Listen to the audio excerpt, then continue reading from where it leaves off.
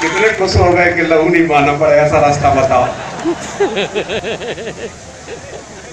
नहीं, लहू की जरूरत पड़ेगी तो बहेंगे, और बिना लहू बहाए भी बहू बेटी की इज्जत बचाई जा सकती है। वो क्या है कि जिस धर्म में ये लिखा है उस धर्म को ठोकर मार दो, तुम्हारी बहू बेटी के साथ, बहू बेटी के साथ कोई अत्याचार करने वाला नहीं रहेगा।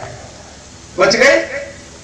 और उसके बाद भी जरूरत पड़ेगी लहू की, तो कौन सा हीरे जवाहरात का पानी है ये, फैलन दो इसको, इतना इसमें मत करो।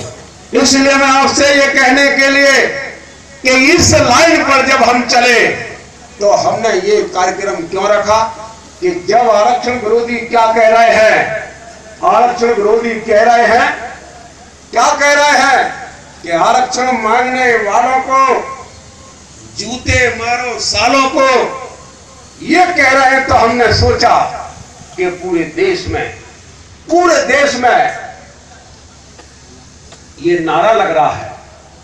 दिल्ली में कहा गया आरक्षण भारत छोड़ो, पत्रिका का पूरे पेज पर लिखा आरक्षण से देश आजाद कराओ।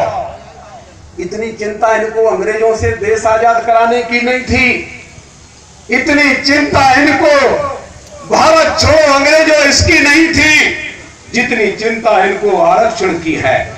तो मैं आपसे कहना चाहता हूं, पर हमने सोचा जब देश का कोई भी पार्टी, कोई भी नेता खुली सभा नहीं कर रहा है, अखबार में बयान देने से आरक्षण नहीं बचेगा।